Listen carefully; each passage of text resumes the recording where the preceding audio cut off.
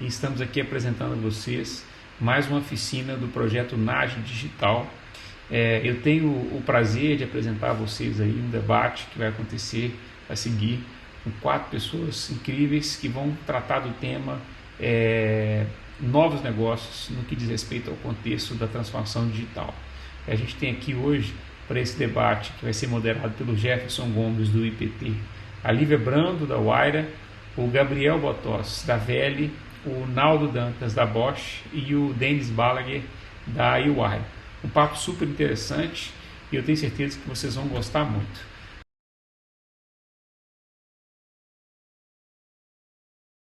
Olhar para esse ecossistema empreendedor, para as startups, as novas soluções tecnológicas, entender tudo o que está surgindo, o nível de desenvolvimento do que a gente encontra fora da empresa e tentar fazer o match, né, trazer essas oportunidades para dentro da empresa.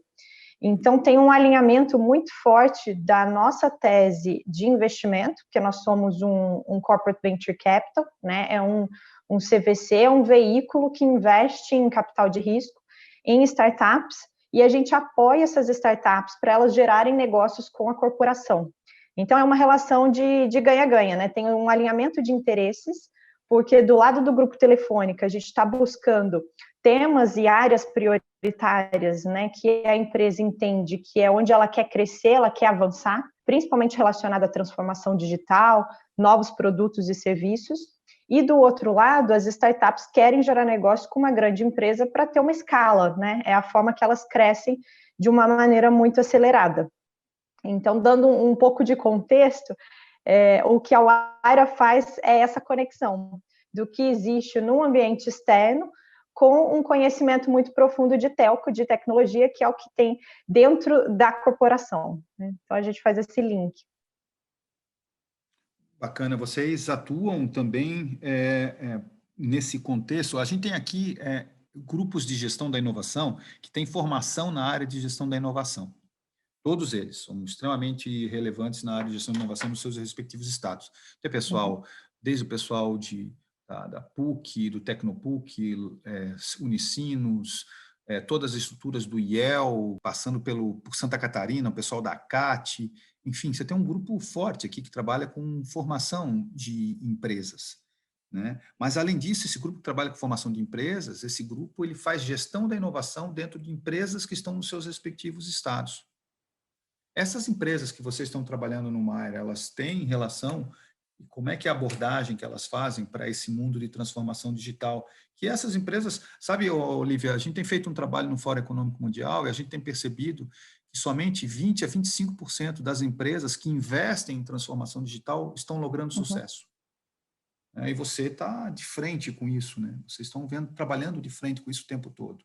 Como é que é o ponto de vocês relacionados para tentar melhorar as características de transformação digital nas empresas? Perfeito.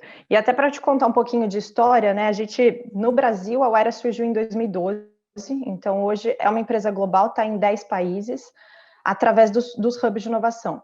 Mas a gente começou lá atrás com a aceleração de startups, então apoiando principalmente aquelas startups mais early stage, né? Que a gente costuma chamar que estão no início ainda, né? Da jornada, validando seus modelos de negócio. Então, a Waira começou lá atrás como uma aceleradora, a gente apoiava essas empresas realmente a validar seus produtos, dar os primeiros passos no mercado. E com o tempo, a gente foi mudando a nossa tese até em função da curva de maturidade da própria corporação. Porque antes era muito desconectada, então a Waira tinha uma velocidade, escolhia as empresas que ela ia investir, independente do fit com a corporação, porque eles não tinham ainda tanta maturidade nesse tema. E com o tempo isso foi mudando. A partir de 2018, teve uma mudança bem significativa na nossa estratégia, que a gente deixou de ser acelerador e passou a se colocar, posicionar como hub de inovação. Qual que é a grande mudança, né? Nós passamos a olhar para empresas mais maduras no mercado, porque a gente tinha muita dificuldade de fazer essas early stages gerarem negócios com a corporação. Sendo uma corporação muito grande, acaba sendo muito difícil, né, que uma empresa inicial gere negócios. Então, hoje a gente olha muito, é uma via de mão dupla. Então, por exemplo, quando a gente fala de transformação digital, muito do que a gente faz é levantar as principais dores da empresa, entender o que realmente mexe o ponteiro, e aí a gente faz uma conexão com diversos hubs. Então, estou vendo vários nomes aqui, né? A CAT é um centro incrível, né, de tecnologia no Sul. Os institutos de pesquisa, a gente faz muita parceria também para tentar identificar o que está surgindo de novas startups de tecnologia. Então, é quase como uma curadoria, a gente filtra para ver o que atende aos desafios da empresa. Então, uma vez que a gente traz essas soluções para dentro da empresa, a organização, a Vivo costuma testar, né, faz provas de conceito, projetos pilotos, testa, entende o que é o impacto daquela tecnologia e aí sim evolui para diversos modelos de negócio. Então, a startup vira um fornecedor da Vivo. Ou uma outra via que é para venda de produtos, né? Então, a gente colabora no sentido de fazer um modelo de negócio de receita compartilhada e a gente cria soluções para vender para os clientes da Vivo. E aí a gente está falando de uma base imensa, né, de mais de 75 milhões de clientes.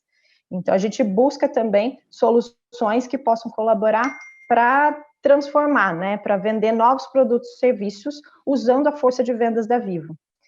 Então, a gente tem uma relação muito próxima com diversos hubs, né? Institutos de pesquisa, academia. Você já tem um modelo, né? Você já tem um modelo já bem definido, quase que criar um algoritmo do que vocês imaginam para o negócio ser conduzido. Curiosamente, esse é um dos principais problemas em que a gente percebe em todos os estudos sobre as aplicações que as empresas têm feito, porque elas têm as cadeias verticais, desde o ERP até a linguagem de baixo nível, lá embaixo, né, no sensoriamento, e elas não sabem muito bem aonde que elas vão entrar. Você vive isso, né, Gabriel? Porque você é um desenvolvedor de máquina lá do baixo nível, lá no baixo nível, né, até ir lá no nível estratégico, no desenvolvimento das outras empresas que vocês têm, com Analytics, com a área de biotech, enfim, na área específica. Como é que você tem visto essa dificuldade que as empresas todas têm tido, baseado na tua própria experiência, para a aplicação de transformação, assuntos relacionados à transformação digital? Bom dia a todos, Jefferson. Estou adorando aqui a conversa, adorei a conversa. Lívia, super prazer te conhecer. E bom dia a todos. Bom, eu tenho uma experiência, como o Jefferson falou, um pouquinho nesses universos. Também como empreendedor, né, que eu também eu criei aqui o próprio negócio na área de máquinas, então máquinas 4.0, super conectadas e tudo mais. Então eu vivi um pouquinho esse desafio de como inserir tecnologia 4.0 dentro da indústria. E por outro lado, tem um outro chapéu aqui, que é um chapéu já de venture builder e de investidor também em startups. Então eu acabei entendendo, talvez, vivendo, né, um pouco dos dois universos, assim, né? E como um dos nossos sócios aqui de um dos negócios é a VEG, por exemplo, que é um grande investidor nessa área, é a WPA no caso, mas é um grande investidor na área de 4.0, a gente conseguiu entender um pouquinho do universo. Então, tendo isso dito, eu vejo que é o seguinte, quando a gente fala de inovação, a gente fala que, por exemplo, toda nova criação que é feita, toda nova criação inovadora, eu digo, ela é primeiro adotada pelos famosos early adopters, de fato, né? São aqueles caras que no início são os maiores risk takers e que têm várias características para eles estarem naquela posição de early adopters, de fato. E quando a gente fala de grandes empresas adotarem essas tecnologias inovadoras, a gente está falando de grandes negócios que, numa curva de adoção, geralmente são os caras que adotam mais para frente essa tecnologia, torná-los early adopters, né? Então, isso é um grande desafio, tá? Então, eu vejo que a adoção dessas tecnologias, eu vou falar um pouquinho aqui pelo lado do empreendedor que desenvolveu a tecnologia 4.0. Um dos grandes desafios que a gente enfrenta é o desafio da grande empresa ter a cultura, primeiro, que vocês já falaram anteriormente, né, a questão de cultura interna, que envolve várias coisas, porque a gente está falando de uma empresa que, para adotar a tecnologia 4.0, ela tem que viver um pouquinho no caos. Isso é uma coisa que os executivos de grandes empresas têm pavor, né? Porque viver no caos, para eles, muitas vezes, o tombo é muito grande, né? Então, o erro custa muito caro. É natural isso. A empresa chegou ao ponto que está justamente por ter contornado esse problema, ter, de uma certa forma, burocratizado o sistema. Quando a empresa tem até mais ou menos uns 100, 150 funcionários, você até consegue alguma coisa ser um pouco desorganizada. Mas quando a empresa chegar a 30 mil funcionários, por exemplo, com o tamanho de uma VEG, aí é completamente diferente a estrutura de uma telefônica e tudo mais. Então, como conseguir adotar uma tecnologia que muitas vezes não consegue se adaptar claramente a uma burocracia desse tamanho, numa empresa desse tamanho?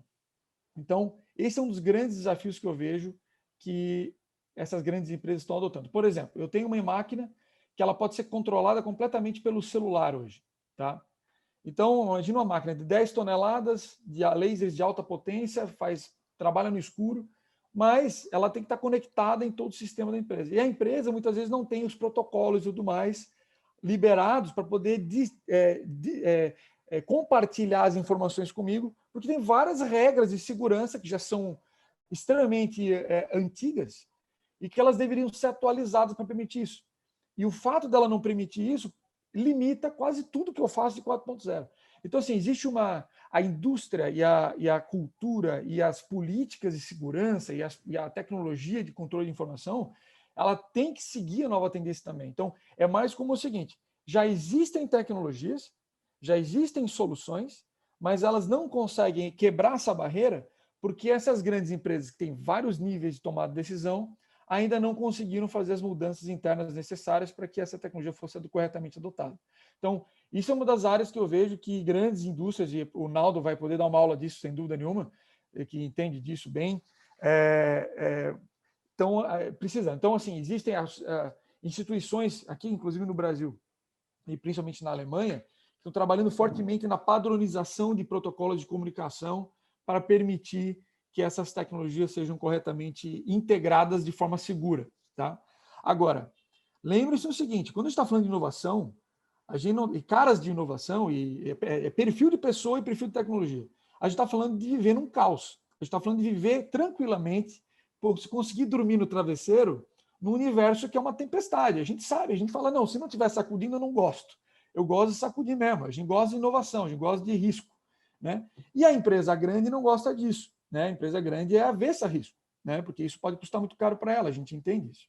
Então, como conviver esses dois universos? É aí que está o grande desafio e o grande, eu acho que talvez os grandes passos que a gente vai ver nos próximos anos são soluções que resolvam esse problema e não seja o problema de, então, a máquina inteligente, mas como é que eu faço uma máquina inteligente conseguir conviver numa empresa altamente burocrática, altamente avessa a risco. Tá? Essa é a questão.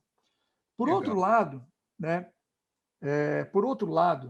existe um outro universo, que é o universo da visão de investidor. Então, assim, uma das coisas que eu pessoalmente acredito muito, como empreendedor, eu acredito o seguinte, que existem várias aceleradoras do Brasil que estão fazendo um papel super bacana de dar os primeiros passos nas startups, de poder criá-las e embutir esse DNA empreendedor e criar, né, as startups do zero ali, da onde não existe, criar massa crítica. E eu sou um grande fã da política do Venture Builder, que é algo super novo e bem criticado ainda no Brasil, talvez por ser pouco compreendido, que é aquela cultura de você criar a empresa, já fazer uma venture studio, né? Você cria a empresa ao lado de empreendedores que já tomaram muita porrada no passado, e você evitar erros e fazer isso muito boutique. Então, a Venture Builder ela é muito mais boutique do que uma aceleradora, né? Mas ela exatamente por isso, ela não consegue atuar em 200 empresas ao mesmo tempo. Ela vai atuar em 5 empresas, e essas 5 têm que dar certo, porque são as únicas 5 que ele tem no portfólio, né? A gente, na véspera, começou sendo uma Venture Builder e agora está migrando para ser um fundo builder, né?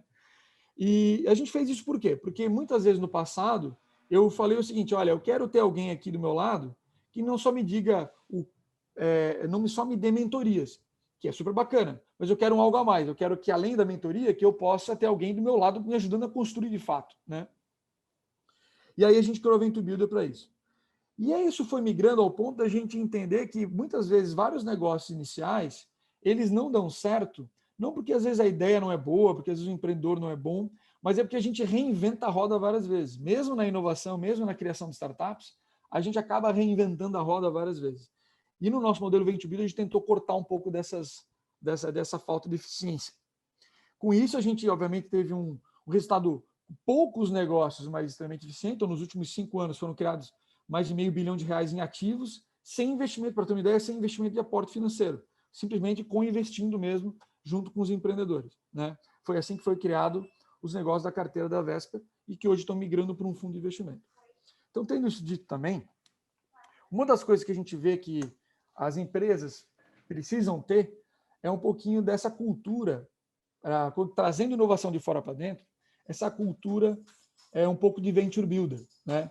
Eu acho que na medida que a empresa grande precisa adotar a tecnologia, ou que a gente precisa adotar a tecnologia dentro das empresas grandes, como agente de inovação, eu acho que a gente tem que ter um pouquinho mais do mindset de venture builder. Porque no venture builder, você obrigatoriamente pensa de uma forma colaborativa. Acho que isso também a aceleradora faz, não quero distinguir eles nesse caso, mas eu falo o seguinte, a grande empresa ela não pode falar o seguinte, que eu vou fazer inovação, eu vou investir em startups, porque obrigatoriamente eu quero comprar 100% das startups. Porque muitas vezes você mata a empresa. Então, assim, quando a inovação ela vai, nesse ponto, e não só da 4.0, mas de outras também, ela vai partir por um momento de desapego, um momento eu acho que é uma questão psicológica, de você não querer ser dono de tudo, sabe? Quando a gente vai falar, cara, a gente quer estar lá na frente, a gente vai ter que investir em empresas, vamos impulsionar, mas vamos surfar a onda com elas, vamos deixar elas terem vida própria. E a gente vai crescer pelo tudo que a gente vai aprender trabalhando com empresas desse nível, né? E não necessariamente ser donos dessas empresas, né? Ou ser o proprietário dessas empresas. Então, eu acho que isso é um grande desafio para muitos empreendedores de grandes empresas, que eles falam o seguinte, que o investimento de corporate innovation, muitas vezes é uma forma de adquirir tecnologia. E eu acho que nem sempre deve ser isso. Acho que eventualmente pode até acontecer, mas eu acho que na maior parte dos casos, na minha visão, deveria ser o seguinte, nós vamos apoiar, nós vamos fazer esse negócio crescer e é essa startup que vai bombar. E se um dia essa empresa aqui crescer a ponto de ela matar meu próprio negócio, excelente. Eu fiz o que eu devia fazer. Esse é o ponto. Isso leva muito desapego, é muito difícil mudar essa cultura. Eu vejo um grande choque aí de gerações até. Tá? Muito bacana, Gabriel. Você abriu 2 portas, né? Você abriu a porta do lado do investidor, que eu vou querer explorar um pouco com o Denis, e você abriu a porta do lado desenvolvimento e requisitos e restrições para esse mundo de transformação digital. E é interessante dizer que, só para correlacionar, eu acho que a Bosch faz parte desse consórcio, né, Naldo? É um consórcio que a gente criou no estado de São Paulo, que é um consórcio de inteligência artificial, para submeter um projeto para o Ministério da Ciência e Tecnologia e para a FAPESP. Nós juntamos algumas empresas, a Bosch, a Siemens Energy, a Siemens Manufacturing, a Klabin, a Kimberly-Clark, empresas que vocês percebem que elas não estão exatamente no mesmo lugar, né? Mas todas elas tinham desafios que foram colocados por elas na área de inteligência artificial. E, Gabriel, o que eles colocaram foi justamente isso, que você precisa ter essa linguagem de baixo nível, que é a linguagem de máquina, correlacionando com os protocolos internos, essa questão específica de padronização de protocolos, para, por exemplo, você ter manutenção prescritiva, enfim, para você ter todas as máquinas, os bens de capital sendo conectados. Só que eles colocaram em paralelo um outro trabalho. Para tudo isso existir, eu preciso fundamentalmente de um grande grupo estudando segurança cibernética, porque senão eu estou ferrado em todos os aspectos. E para isso a gente teve que juntar com 79 pesquisadores da área, sendo 12 universidades brasileiras e 6 universidades estrangeiras. Um projeto legal, sendo que um dos focos desse projeto é desenvolver empresas nascentes. Empresas nascentes que venham necessariamente de negócios que são paralelos a, por exemplo, o que a Bosch faz. Só que a gente se sente extremamente confortável, porque na Bosch já tem, por exemplo, uma pessoa olhando para esses novos negócios. né? Quero só lembrar que a Bosch é uma empresa de 150, 170, 180 anos, Naldo, eu não sei muito bem, mas são muitos anos de vida que ela tem. E o Naldo começou a desenvolver aqui no país áreas que ela nunca tinha pensado em trabalhar, por exemplo, o agronegócio. Eu lembro ele há uns 5, 6 anos falando que se você quiser entender de mundo conectado, você tem que entender design thinking. E se você quer entender design thinking, você tem que ir para entender quais são as dores lá na ponta. E ele me deu um exemplo, né, Naldo, de um cidadão dentro de uma colheitadeira no meio de uma plantação de algodão. Naldo, você fez essa transição e agora trabalha com novos negócios em pequenas empresas. E eu penso que isso vai ter que influir necessariamente nesse processo cultural dessa empresa já de longo porte, que é difícil você mexer culturas, inclusive culturas de investimentos. Como é que está sendo essa experiência nesse mundo diferente com essas grandes corporações? Gente, antes de mais nada, obrigado pela oportunidade, viu, Gerson, grupo, outros, Denis, Lívia, quer dizer. Bosch, ela é de 1880, né, cara? Puta, ela foi mega inovadora, ela viu um movimento aparecendo, uns trem com roda, saindo com motor a combustão, foi lá, fez parceria com os caras chamados Porsche. Você vai no Museu da Porsche, tem lá todo o motor, do primeiro motor, tem lá um selinho da Bosch, com uma tecnologia junto, mas foram pessoas que pensaram, cara, empresas inovadoras que pensaram em rede para construir uma plataforma chamada automóvel, né?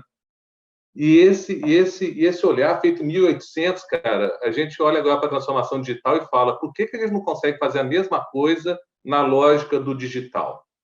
Será que os caras, empreendedores de 1800, tinham uma visão mais clara do mundo, de que as coisas se constroem juntos, né?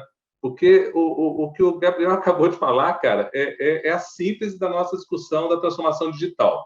São pessoas que estão numa onda da inovação, evoluindo e muito ancorado ainda na tecnologia, que é importantíssimo, e a partir da tecnologia fazendo produtos e tentando romper uma mudança de sistema a partir de um produto, cara.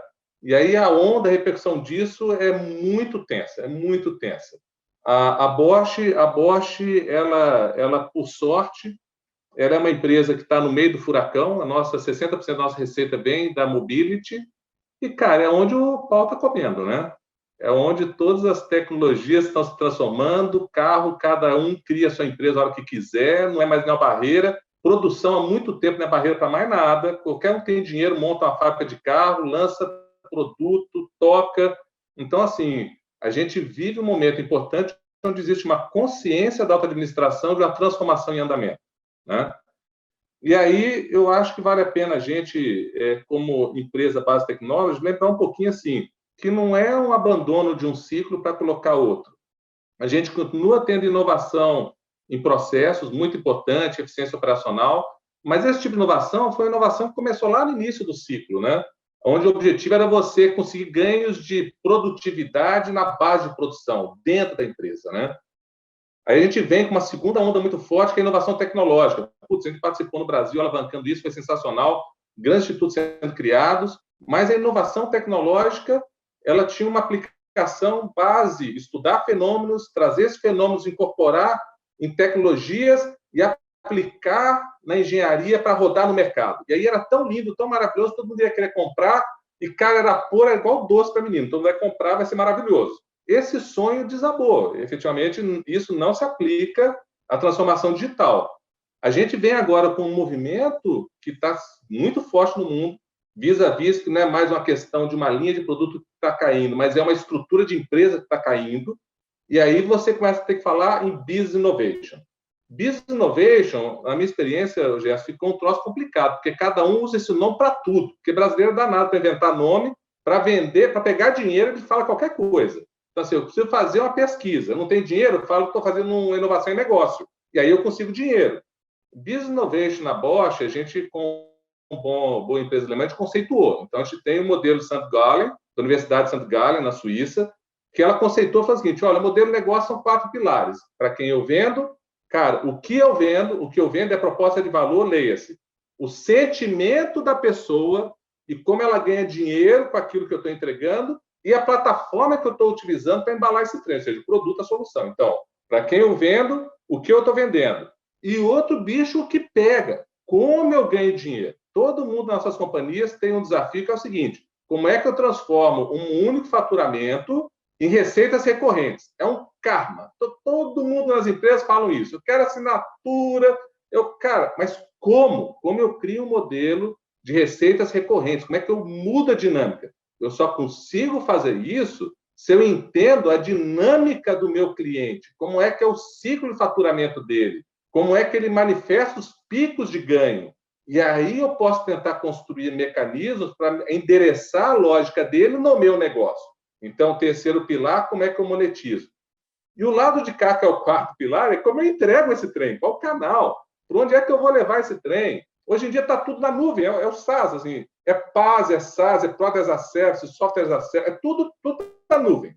Mas como é que a gente conecta a nuvem com a vida do cara?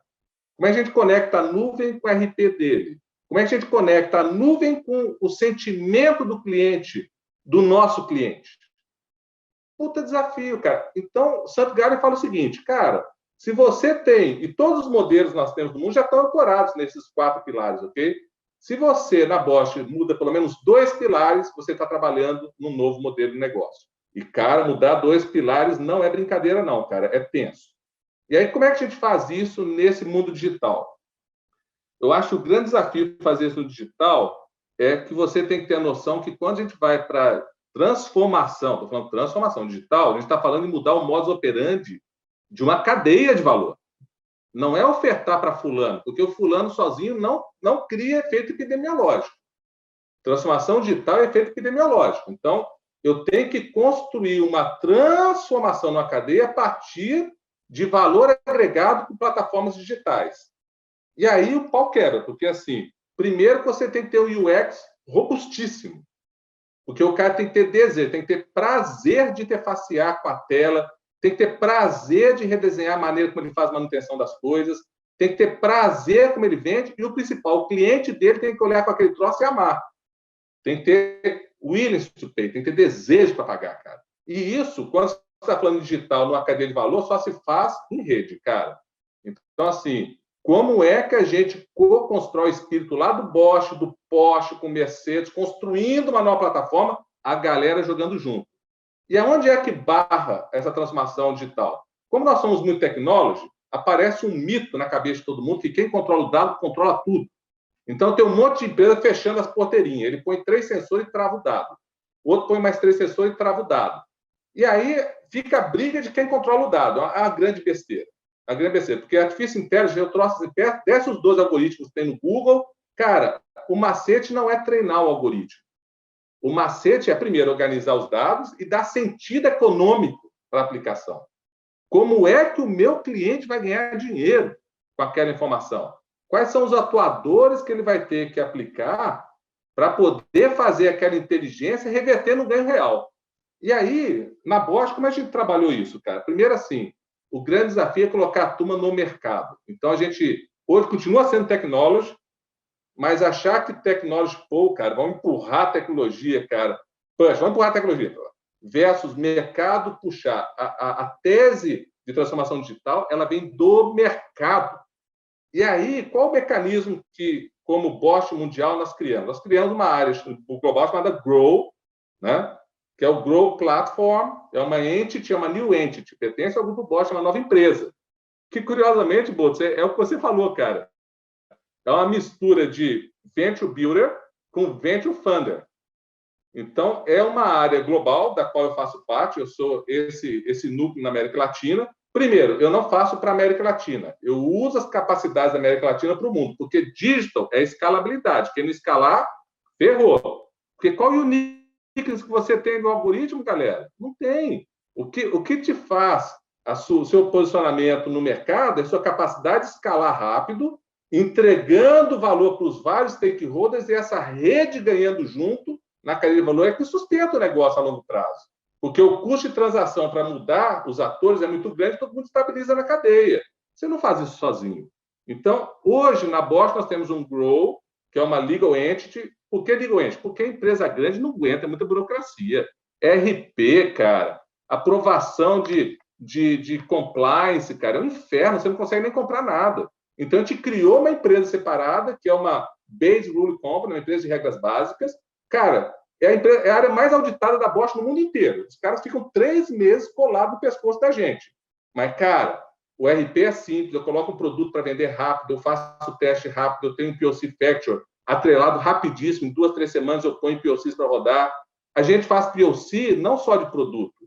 É um grande erro conceitual achar que o desafio do Transformation é pegar o algoritmo e colocar para rodar. Não. O desafio é você fazer os mockups e os MVPs do canal. O mockup, o MVP do ciclo de venda, do argumento de venda. Se você conseguir fazer os caras quererem comprar e pagar a reserva, a tecnologia eu ponho com o bico, cara. Aí eu ponho toda a força de R&D da companhia para tocar. E aí o Grow tem essa dinâmica. Ele é uma incubadora, aceleradora com funding jogando pesado. E 100% da nossa energia, enquanto meu grupo, a gente vive no mercado, co-construindo com parceiros. Nós temos um programa chamado Venture Building Partnership, onde a gente pega grandes atores de cadeia e nós vamos lá transformar a cadeia, cara, juntos. Porque se o cara que é o oligopólio, o cara que toca a cadeia, não quiser transformar, não adianta nada. Então, o Jeff, um pouquinho da lógica, só para falar também assim, a empresa tem que ter a fase de explore dela, cara, e tem que ter a fase de exploit. Lógico, toda a regra econômica continua valendo. Depois que eu faço o scaling, eu tenho que estabilizar isso numa máquina de exploit, cara, eficiência operacional, pau comendo. Só que eu não posso usar os requisitos de exploit no explore. Então, para isso, eu tenho que ter um grow company, uma legal entity, ferrada, com pessoal pesado de venture building, cara, e muita capacidade de investimento, tocando pau, abrindo as barreiras e abrindo os passos de mercado adjacente disruptivo da companhia. A meta do Grow é criar 3 unicórnios em 10 anos. O duro, que não é o unicórnio em evaluation, cara, é a porra do unicórnio revenue, em faturamento. Caralho, bicho, 1 bi em faturamento é uma nova unidade de negócio. E aí é uma grande confusão, cara, quando você faz corporate venture building interno. É muito mais estressante, com todo respeito, cara, porque assim, o jogo de evaluation, eu posso dar margem negativa, desde que eu aponte um ganho de longo prazo. Quando você está dentro de uma empresa, o jogo não funciona assim. Você tem que fazer o win-win a cada passo, sempre zerando o investimento e o retorno, e escalando rápido, cara. Então, é um nível de estresse muito mais divertido. Você que também gosta de coisa assim agitada, cara, assim, fazer empreendedorismo nesse nível de corporate venture interno, com funding pesado, numa transformação de companhia, é divertidíssimo, cara. Porque o unicórnio nosso, se pagar 1 bilhão, deve valer uns 10, entendeu? No mínimo. Porque, então, um pouquinho disso, deixa o restante do grupo discutir mais, mas, assim, transformação digital, gente, a gente não vai romper achando que eu vou criar uma tecnologia e vai ter um bando de gente apaixonada querendo comprar, não. Porque a gente passa pela porcaria dos PLCs que são uniformizados nas companhias, cada empresa tem um, tem ganhos de compra nesse processo. Os meus robozinhos têm, cara, é tudo order of quotation, depois de 3 anos vira arroz com feijão, todo mundo derruba a base de margem. Então, cara, esse é um jogo que tem que ser feito mais amplo, mais agressivo, e com um foco muito grande de win-win em múltiplos players da cadeia. Tá bom? Essa é a visão que a gente tem que construir dentro da Bosch. Fantástico, Naldo. Aliás, eu quero dizer uma coisa, Naldo, quando eu estava começando a montar os institutos lá, Senai de Inovação, no planejamento, eu conheci esse cidadão Naldo Dantas. E eu vim de uma escola que era tecnológica. Né? Meu negócio era tecnologia na veia. Naldo me conheceu tecnologista ao extremo. Denis sabe o que é o dia a dia lá no ITA. Né? Então, você vê tecnologia como primeiro lugar sempre em qualquer tipo de concepção. De repente, Naldo vem e começa a me quebrar as pernas, dizendo, mas para que essas tecnologias? O que você está querendo empurrar com tanta tecnologia? Para que tanto instituto? Para que serve isso? Obrigado, Naldo. Você abriu minha cabeça em 2010, sei lá quando era isso, 2009, e tem sido sempre um aprendizado. Mas uma coisa importante que você coloca, que daí eu passo a palavra para o Denis, que daí vem desse mundo, né, Denis? Que é o seguinte, não adianta, você tem que ser escalável, você tem que necessariamente ser sustentável e escalável se você estiver trabalhando, entendendo quais são as dores e em conjunto, em comunidade, você não vai resolver isso de uma maneira sozinho. Então, você tem que construir essas novas aventuras que você faz, né, Naldo? Quando você monta uma agricultura numa Bosch, que não vinha desse meio, é importante deixar isso muito claro, né? Vocês criam um mundo do agronegócio na Bosch, que não existia na Bosch, simplesmente do zero. É por isso que botaram um bom nome, Growth, para essa empresa. E, Denis, você vive isso, né, Denis? Esse é o teu dia a dia, né? Você ter que encontrar empresas, e o que a gente tem falado nos últimos tempos é que os caras vêm perguntar, puxa, qual o primeiro passo que eu faço para implantar alguma coisa relacionada à transformação digital? Eu já desisti, cara. Eu falo assim, ó, cara, você sabe design thinking? Você sabe job to be done? Porque se você não souber, não adianta nem começar a TD, porque senão você vai ficar lenhado. Não é de tecnologia que a gente está falando. É isso a tua realidade, né, Denis? Bom, esses temas são a higiene básica, né? Quando a gente vai falar de transformação digital, mas eu queria, mais do que isso, até pegar num tema. É muito bacana aqui poder ter oportunidade, o privilégio de falar depois desse time todo aí que já colocou as pecinhas em cima do tabuleiro. Pensa no desafio do Naldo, agora pensa numa empresa que tem 160 anos e que não é de tecnologia, é uma empresa de auditoria. E o meu desafio é o desafio do growth, igual ao do Naldo, fazendo intraempreendedorismo. Mas isso é muito legal, porque eu acho que o Naldo tocou num ponto aqui que é muito interessante, e aí você falou da questão da tecnologia, né? Cara, isso não é novo, né? O Schumpeter, há 100 anos atrás, falou que a invenção sem impacto econômico ela não é relevante. Ela não é uma inovação. A inovação é a invenção que tem um impacto econômico. Então, esse entendimento é crucial, especialmente agora, quando a gente fala em transformação digital, que se caracteriza efetivamente como uma revolução industrial, assim como a que a gente viveu lá quando a Bosch surgiu, né? A Bosch era uma startup da revolução industrial anterior, né? Que o tema é um tema de modelo de negócio, de como é que você se posiciona numa cadeia de valor, pegando insumos, transformando e entregando para alguém, que é o que o Naldo bem resumiu aqui. E aí, quando a gente olha lá para o que o Bot falava do caos, cara, o caos da tecnologia, a gente que é engenheiro, a gente até entende, cara, a gente sabe o que é laboratório.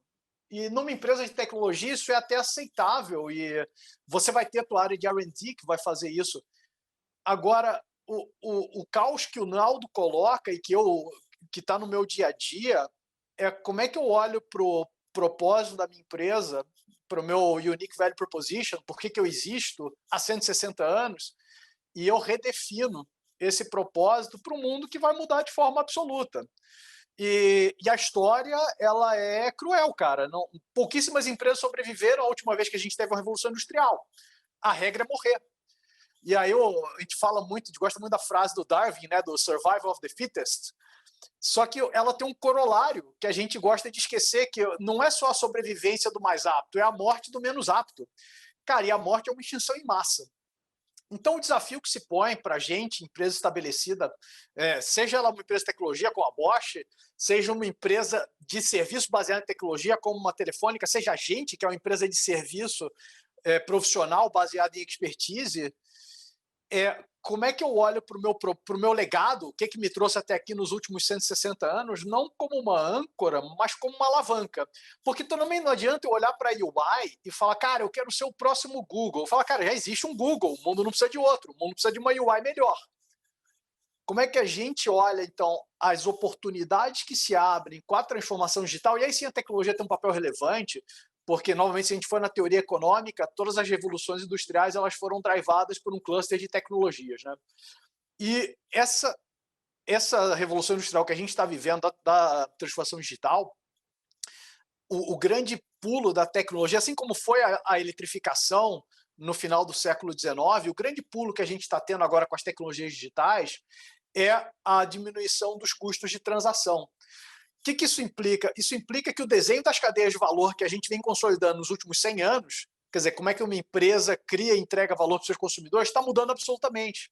Então, e aí para pegar no tema de tecnologia que você começou a falar e o Botos mencionou, quando a gente pensa no monolito, não é só um monolito de software, é um monolito empresarial. Aquele modelo de integração vertical que surgiu pós-segunda Revolução Industrial, que é bem descrito na história econômica e empresarial americana, com Alfred Chandler, esse modelo não faz mais sentido, aquela empresa verticalizada que pega o insumo lá embaixo, planta a borracha para vender o carro lá no final da cadeia. Esse modelo não faz sentido, esse modelo está sendo unbundled, ele está sendo desintermediado. E aí traz um ponto que apareceu aqui em todas as falas, de que cada vez mais a gente tem que olhar para o nosso modelo de negócio, nós de UI, ou qualquer empresa que está aqui, como uma plataforma que integra vários atores para entregar o valor que é único para a gente, o que eu faço de mais essencial, mas conectado com um conjunto de atores que provavelmente antes eu nem considerava no meu modelo de negócio. Então, o grande desafio, o grande caos que o Botos falava, ele não é só o caos da tecnologia ou a incerteza da tecnologia. Ela é a incerteza de por que a minha empresa existe, porque ela não existe mais pelo mesmo motivo que ela existia há 20 anos atrás. E isso é a dor mais profunda, porque é a dor de responder, de mudar a cabeça das pessoas. Eu, por exemplo, como uma empresa de serviços profissionais, eu não vendo mais homem-hora. Eu vou ter que vender de uma maneira muito diferente. Eu vou ter que, no meu processo de, sei lá, de auditoria, eu vou ter que botar uma startup de analytics aqui, não é só mais os auditores ou os advogados, vai ter que ter uma empresa de analytics no meio. E o canal de relacionamento com o cliente não é mais eu indo lá fazendo uma apresentação para o board. Cara, vai ter um dashboard aqui, vai ter um consumo de dados com visualização. Então, você repensar, você olhar para a tua razão única de existência e ter que repensar como é que você desenha todo esse modelo de negócio é o grande desafio. Isso é uma dor brutal, porque ela questiona todas as respostas que eu dei do que me trouxe até aqui e do porquê que eu existo. E esse é o meu trabalho. Então, o que a gente tem lá na UI, o Beyond Labs, é uma área parecida com a Growth da Bosch. A gente tem uma pegada de intraempreendedorismo muito forte, porque a gente associou a agenda de transformação com a agenda de mudança cultural. Então, a gente tem uma agenda muito de inside-out innovation. Eu questiono, eu sou cético quanto à visão de outside-in innovation, não porque eu não acredito em inovação aberta, muito pelo contrário, inovação aberta é essencial, ninguém tem um monopólio da competência, mas conceitualmente só existe inovação de dentro para fora. Você só faz inovação se você se transforma. Então, a gente criou uma agenda de intraempreendedorismo para fazer pelas próprias mãos a nossa transformação. Disrupção é um negócio tão sério que eu não posso terceirizar. Ou eu faço pelas minhas mãos, ou eu estou morto. E aí, a nossa agenda, como Beyond Labs, é uma agenda de venture building em que eu tenho uma tese de investimento e eu trago as pessoas da UI, trabalhando com agentes externos, mas eu trago as pessoas da UI para criar a próxima UI dos próximos 160 anos. Denis, você passou uma coisa importantíssima e 2 pontos que eu achei são fantásticos aí, que vão... É importante a gente situar, nós estamos conversando com pessoas que vão auxiliar empresas a entrarem no mundo de transformação digital.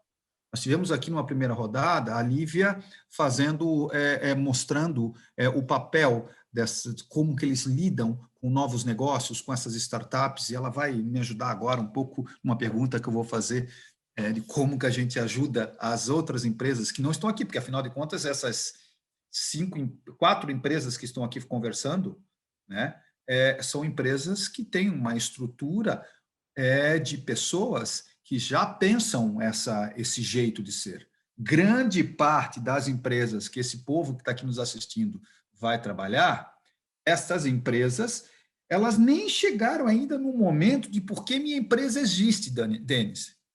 Elas não conseguiram enxergar ainda o porquê minha empresa existe, porque elas estão vendendo o almoço para comprar a janta. É simples assim. Né? Eu estou falando de empresa de médio porte, hein? Não estou falando de pequena empresa, não. Estou falando de empresas de médio porte, pequeno porte aqui do Brasil, que é danado, viu? E quando elas resolvem investir, elas não investem porque a minha empresa existe, fazendo essa pergunta. Elas investem porque elas estão sendo empurradas. Elas têm que... O RP, né, Naldo? É impressionante. Se você abrir no app do teu smartphone e colocar ERP, o que aparece de ERP hoje não está no gibi. Eu acho que a maior fábrica de ERP, a maior fábrica existente de componentes digitais é a fábrica de ERP. Você pode só abrir e ver o que acontece. Portanto, por quê? Porque elas perceberam que as empresas estão sendo empurradas a essa gestão de alto nível que nem elas sabem. Elas pegam um sistema analógico e levam para o digital, né? Então, você pegou na veia, Denis, quando você faz essa pergunta. Só que esse pessoal que está aqui vai ter que fazer aquilo que você mesmo disse, Denis, que está tentando fazer. E que o Naldo faz, e que o Gabriel faz, e que a Lívia faz. Que é essa questão do intraempreendedorismo. Ou seja, sim, eu tenho que me entender que eu tenho que mudar. Mas como é que você pode dar um kick-off numa empresa se ela ainda não conseguiu entender por que ela existe ou não existe? Como é que esse povo, Lívia, vai conseguir conversar com essas pessoas falando assim, knock on the door. Tudo bem, pessoal? Eu quero dizer para você, meu amigo, que você sabe por que o teu produto existe? Você sabe quanto tempo que ele tem de vida? E diga de passagem, eu estou aqui para mudar a sua forma de pensar a respeito do que é esse novo mundo. Como é que é essa aproximação, cara? Lívia, você está na interface, você e Gabriel estão na interface dessas empresas que estão emergindo. Mas eles já querem emergir, eles não gostam de tranquilidade. Como é que esse povo que está assistindo aqui chega nas empresas que não estão nesse nível? Eu acho que é uma ótima provocação, até porque a gente vê, né, tem empresas que nascem digitais, né, já são aí os nativos digitais, isso está no DNA da empresa de inovar sempre, então todas as áreas já inovam, né, já tem isso no seu DNA. E outras, né, a gente vê empresas tradicionais que estão trilhando essa etapa, essa fase de transformação, né? Então, eu concordo muito com o Denis, com o Naldo, o Gabriel, tudo que eles comentaram de dar um passo para trás. Eu acho que isso é o mais importante, né? Porque ninguém faz inovação porque está na moda, porque, né, tem que gerar valor, realmente. Então, tem que dar um passo para trás e entender, porque a gente sabe que dentro da empresa tem um conhecimento muito profundo do seu setor. Né? Então, todo mundo sabe ali de cada segmento o que está acontecendo, quem são os insurgentes que estão surgindo, que estão competindo, que vêm de outros setores. Né? Então, o que está acontecendo nesse contexto, de que forma que eu estou posicionada atualmente e onde eu quero chegar. Então, acho que essas discussões, junto com a cúpula ali, alto nível, né? A gente está falando do nível do CEO da empresa, apoiando essa questão da inovação como uma alavanca para ele saber onde eu quero chegar, né? De que forma que eu quero me posicionar nesse setor. Então, definindo prioridades, porque também não adianta querer atacar tudo ao mesmo tempo que não vai chegar em lugar nenhum, né? Então, acho que estão aí alguns erros de algumas empresas que saem fazendo inovação sem ter essa discussão prévia, sem definir prioridades, e o que ela quer fazer? Depende muito do segmento, né? Não tem receita de bolo. Tem empresas que são muito voltadas a P&D, né? Pesquisa e desenvolvimento, tem que criar novos produtos. Outras não, pode ser uma frente mais de inovação aberta, que você quer mais adoção de novas tecnologias. Então, de que forma, a forma como isso, que caminho seguir, né, depende muito dessa discussão dentro de casa, né? Onde queremos chegar, de que forma, onde a gente vai atuar. Então, geralmente existem áreas de inovação justamente porque as empresas não estão acostumadas a fazer isso. Então, são áreas que vão ali orquestrar, né? Dedicar tempo, força, conhecimento sobre o tema para ajudar as outras áreas da organização a mudarem. Porque, na minha visão, no futuro não vai ter área de inovação, né? Só existe porque as empresas não estão acostumadas a inovar. Então, precisa de uma área que vai orquestrar. Não é que a área de inovação que vai fazer inovação pela empresa, né? São as áreas de negócio, que têm entendimento do negócio, do cliente, do produto, do segmento. Elas que dão os insights, né?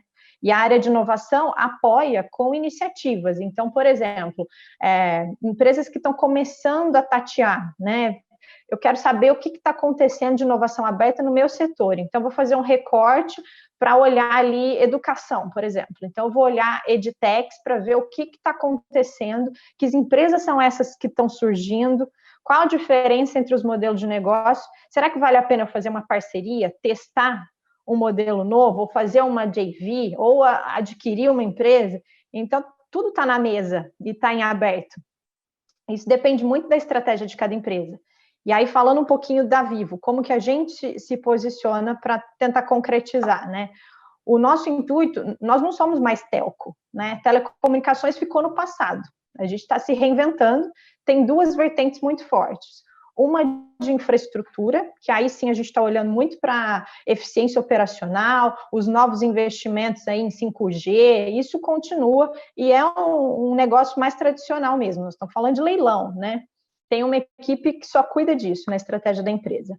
E uma outra frente que está muito voltada a novos serviços digitais.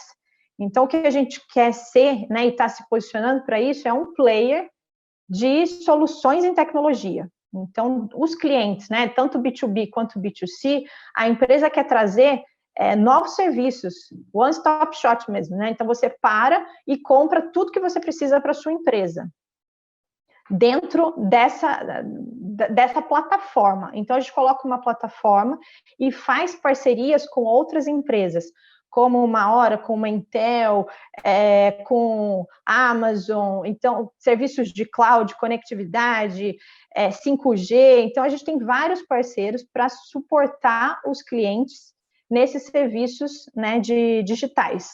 E onde que as startups entram? Por exemplo, vou dar um exemplo, a Trocafone é uma startup que coleta celular usado, remanufatura e vende no mercado secundário. Então, a gente fez uma parceria com eles para criar o Vivo Renova. E é um produto que coloca no mercado e a gente tem um modelo de negócio de receita compartilhada. Então, eu dou benefício para o cliente ter sempre um upgrade, estar com um celular novo, então ele adquire um celular mais novo, mais moderno, e ganha um residual ali do valor financeiro para adquirir esse novo. Então, ele paga menos. Então, é um benefício claro para o cliente. E a gente tem uma receita compartilhada, porque eu pego o celular usado, passo para Trocafone. Então, ali é um ganha-ganha muito claro de como que a gente faz parceria com esse tipo de startup. Mas é bem do core do negócio, né? Então, a Wire investiu sempre minoritário, que até o Gabriel colocou muito bem esse ponto. O nosso intuito não é controlar essas empresas. A gente investe sempre de forma minoritária, com co-investidores.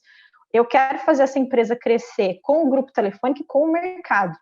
Então, em média, a gente tem KPIs que mostram isso. Para cada R$1 que eu coloco na empresa, o mercado coloca em torno de mais 13. Então, a gente consegue confirmar que faz boas escolhas e faz essa empresa crescer. Porque liquidez por liquidez, o mercado está cheio, né? Então, como é que a gente garante os bons negócios, os melhores empreendedores para estarem próximos da gente? É gerando negócios para ele. No fim do dia, é isso que ele quer. O valor do investimento passa a ser simbólico. Ele quer fazer um contrato grande, né? E com isso, a gente consegue, do lado da corporação, ir se reinventando o tempo todo. Então, olhando agora, a Vivo vai entrar em negócios que não são muito óbvios para telecomunicação. Nós estamos falando de saúde, educação, serviços financeiros. Ela lançou um microcrédito, um Vivo Money. Não é algo tradicional de uma telco. Então, ela está indo na vertente da mudança do comportamento do consumidor. Se eu tenho um consumidor que é recorrente, que está lá todo mês, que paga a conta dele, entra no aplicativo, eu conheço o comportamento daquela pessoa. Então, nada mais claro do que eu ir lá e oferecer outros tipos de produto que ele entra na fatura e já faz um empréstimo numa taxa menor. Então, é esse tipo de visão de negócio que está dentro da empresa, é a estratégia do negócio, e aí a Wire, como hub de inovação ou área de inovação, vai buscar esses parceiros no mercado para trazer e fazer conexões para gerar esses negócios, né?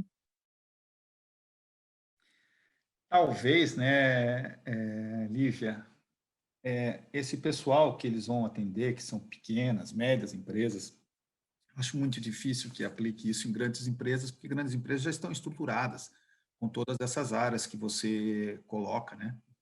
Acho que são empresas já mais bem definidas para os seus negócios, mas essas pequenas e médias empresas que estão precisando migrar para TD, em vez de eles tomarem decisões talvez ambientes como vocês estão criando são mais factíveis, né? Para que eles façam associação, depende. né?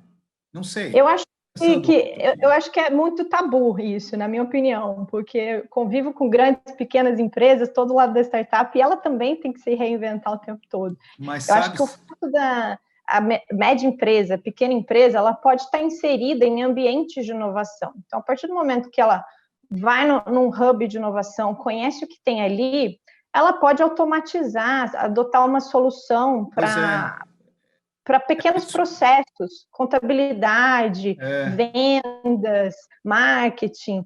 Então, tem solução para tudo. Não, é isso eu acho mesmo. Que depende do tamanho, né? Não, era isso mesmo que eu ia comentar, que ela podia entrar em sistemas já mais maduros, né? Elas se sentem mais confortáveis entrando em sistemas mais maduros. Mas também não vamos esquecer uma coisa, tinha um secretário de Ciência e Tecnologia que eu sempre achei que foi, os que eu vi passando, foi um dos que eu mais gostei até hoje das minhas relações. É o professor Álvaro Tobes Prata. Um cara que eu acho que é muito diferenciado, assim. E ele falava que quando a gente começa a conversar nesses fóruns aqui, né, nós somos, e nessas empresas, pequenas, médias empresas que nos procuram, já são empresas que são chamadas convertidas. Elas já têm um princípio de conversão, então a gente tem uma falsa impressão, ele falava sempre para mim, Jeff, toma cuidado, porque precisa não ter a falsa impressão que todo mundo que tu conversa, eles estão nessa agenda, estão conversando contigo, mas a grande parte nem sabe o que está acontecendo. Né? Nem sabe. E eu tiro por métrica, Lívia, eu fico imaginando como é que era, muitas vezes, para o Gabriel, que é fabricante de máquina, o Gabriel fabricante de máquina, não o Gabriel Venture Builder, tá bom? O Gabriel fabricante de máquina, né? Que ele chega numa empresa, e lembre-se, a empresa, ela compra a tua máquina, Gabriel, porque ela quer melhorar um processo ou porque ela quer melhorar um negócio, né? Que são coisas um pouco distintas, né? Então, nesse escopo que eu fico sempre imaginando a atmosfera que a gente tem, que é a atmosfera, e eu peço mil desculpas para vocês, meus debatedores, que estão sendo fantásticos, né? Que é a atmosfera que esse povo que está aqui assistindo vai encontrar. Lá no interior de Alagoas, lá no interior do Amazonas, lá no interior de Santa Catarina, enfim, em vários rincões aí do Brasil, né, que são bons desafios, né? Então, eu até gostaria de fazer essa experiência, Gabriel, sobre isso. Eu acho que assim, muitos de vocês devem conhecer a pirâmide de Maslow, né? Então, assim, que você vê da sociedade. Então, na base, você está naquelas necessidades mais básicas, e aí você vai subindo nessa pirâmide, e lá em cima você tem aquelas pessoas que já estão pensando em legado, né? Pô, eu já tenho tudo na minha vida, o que eu vou deixar como um legado aí, né? Então, tem um bom estudo sobre a pirâmide de Maslow. Eu vejo que a indústria brasileira é mais ou menos isso, é mais ou menos como se tivesse um monte de empresas que estão meio que não na base, mas estão da metade para baixo da pirâmide de Maslow. Estão cagam no pescoço. E aí, quando você tem...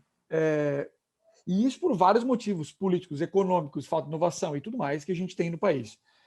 Então, eu vejo muita indústria que a inovação é aquilo, deixa eu primeiro resolver meu assunto aqui embaixo, que aí eu penso em inovação. A inovação é como se fosse uma utopia, assim, de uma certa forma. Assim, a inovação, muitas vezes, é só uma desculpa bonita para tentar achar uma forma de conseguir dinheiro de subvenção, mas não uma inovação porque o cara realmente quer fazer inovação. Então, existe uma roupagem de interesse de inovação que a gente precisa desmistificar um pouquinho, sabe? Então, tendo isso em vista, o que eu vejo?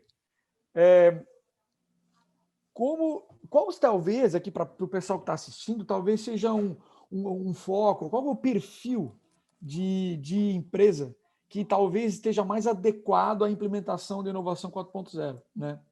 E para explicar isso, talvez eu vou contar uma historinha aqui. Quando eu comecei a Valley Laser, eu tinha um baita, vamos falar um nome mais feio aqui, eu tinha um baita de um desafio de vender uma máquina que podia custar, sei lá, 5 milhões de reais para uma empresa que antes comprava tudo da Alemanha e tudo mais, tinha um baita nome, que eram as maiores empresas de máquina do mundo. E eu tinha uma equipe de vendas, e essa equipe de vendas era cara, todos engenheiros e tudo mais, eu precisava que eles visitassem as empresas com a maior eficiência possível, porque senão eu não conseguia crescer na velocidade que eu queria. Então a gente criou uma metodologia, a gente criou nosso playbook de vendas, a gente criou era na planilha de Excel, e aquilo foi evoluindo para hoje. Hoje a gente criou uma spin-off, basicamente, é como se fosse uma spin-off da Veli Laser, que é a Exact Sales, que é uma das maiores empresas de sales engagement da América Latina hoje, foi investida pela Stella e tudo mais, tem hoje uns 350 funcionários, que é uma empresa separada, completamente separada da Veli Laser, né? Mas ela nasceu de uma demanda interna da Veli, né? Inclusive, o CEO da Exact Sales é o ex-gerente comercial, gerente de marketing da Veli Laser. E o que elas fazem? Eles criam um funil, uma forma mais inteligente de encontrar os leads quentes, né? De uma forma hiper resumida aqui. Então, talvez se a gente falar o seguinte, qual que é o melhor lead para em 4.0 hoje? De uma forma geral, assim, se eu quiser vender consultoria de 4.0. É aquele cara, talvez, que não seja não tão grande, que a adoção vai ser extremamente complexa, não tão pequeno, que às vezes ele não tem capacidade de fazer esse tipo de investimento, mas que ele esteja numa faixa onde ele tem essa combinação entre tamanho e que tem um pouquinho de fôlego capital, que ele tem um pouquinho de que ele não está tão afogado nas demandas, nas exigências do dia a dia. Um dos setores que a gente achou muito interessante para adotar isso, que a gente focou, inclusive, a Veli Laser nesse assunto, é a área de agronegócio. Agronegócio é um setor extremamente muito mais estável do que vários outros setores da indústria, que o Nando deve conhecer o que eu estou falando, deve saber um pouquinho do que eu estou falando. Então, assim, é um setor que, querendo ou não, com crise ou não, com política, com Lula fora da cadeia ou dentro da cadeia, o pessoal está se alimentando, tem que comer. Então, é uma área muito mais estável e a gente é uma indústria mundial nesse assunto. Então, isso fomenta não só o extrativismo, ou como se fosse a agricultura de fato, mas toda a maquinaria por trás disso. Então, a gente vê que, por exemplo, a indústria ligada ao agronegócio é aquele cara que vem falar contigo de Havaiana, mas o cara vem de helicóptero, sabe, muitas vezes. É um cara que ele tem uma empresa que está numa faixa ali de 100 milhões de reais de faturamento, mas o cara tem muito dinheiro, ele compra à vista, ele é o cara que quer uma máquina de melhor qualidade, ele não quer, muitas vezes, aquele sistema chinês, ele quer... Então, a gente entendeu nesse perfil, um perfil que, na minha visão, seria um dos leads preferenciais para a venda de indústria 4.0. Porque a gente tem uma das maiores indústrias de agronegócio no país e um setor atrelado a ela de indústria que faz maquinaria. Então, isso foi uma área que a gente focou, que eu acho que talvez seja uma das áreas que mais rapidamente vai adotar a indústria 4.0, na minha visão. Tá? Isso é um ponto discutível, mas é a minha opinião. Tá? Então, o que a gente fez com base nisso? A gente criou um playbook de inovação para esses caras. Para falar assim, olha, você não precisa saber, olha, é um termo chique e tudo mais, é um monte de complexidade, mas, cara, deixa que eu tenho o meu playbook aqui e a gente atuou onde mais rapidamente o cara sente digamos, resultado. A Exact Sales teve um grande crescimento justamente porque ela inovou como se fosse uma digitalização do processo de venda, porque foi literalmente isso que a gente fez, só que no órgão mais sensível que é o bolso, né? Então, como a gente falava o seguinte, olha, eu vou inovar a tua área, porque envolve contratar um novo time, colocar tecnologia, a Exact Sales é tudo isso. Não é simplesmente assinatura de Netflix, tem que ter implementação lá dentro mesmo. Só que é no órgão mais sensível que é o bolso. Então, a adoção foi muito mais rápida, porque ele sentiu no resultado, e em menos de 3 meses, você tinha resultado nas vendas sendo feitas, né? Então, tendo isso em vista, eu acho que há de se ter, primeiro, um planejamento muito bom de estratégia de venda, de estratégia, qual que é o lead que mais rapidamente vai adotar essas inovações. Eu acho que a área de agro é um bom candidato. Segundo, criar um playbook de implementação para que você consiga, de uma maneira estruturada, e implementando as inovações de forma que uma tecnologia vá dando espaço para as demais, né? Então, e aquela, né? Para quem hoje pensa, por exemplo, que a Tesla é uma grande empresa inovadora que vende carro, está enganado. A Tesla é uma empresa de energia e que vai se tornar uma das maiores plataformas de venda de videogame. Porque todo mundo que ficar do braço cruzado dentro do automóvel, olhando o carro dirigir sozinho, vai ficar fazendo o que nesse tempo? Então, você entende que uma empresa de tecnologia pode virar uma plataforma para várias outras áreas, que é exatamente o que a Lívia falou, de estar entrando em setores que você nunca imaginou antes, né? Quem diria que a Tesla, que todo mundo achou que era uma empresa de automóveis, não é uma empresa de automóveis e muito mais vai ser talvez uma das maiores plataformas de videogame do mundo, né? Então, isso sim é inovação na veia. Então, é só algumas ideias aqui para lançar para o pessoal. Legal, Gabriel. Eu sempre fico imaginando esse povo nosso que está aqui. Tá? Porque eles vão sair daqui, desses nossos encontros, estão montando um planejamento, inclusive, de abordagem. Isso, mais ou menos, que você construiu de planejamento de abordagem, eles estão construindo um planejamento de abordagem para auxiliar empresas que elas nem sabem ainda por que elas existem, a grande parte delas, e elas também nem sabem por que elas estão entrando em digital. Elas sabem o que elas estão entrando, mas elas não conseguem, em grande parte delas, enxergar a transformação.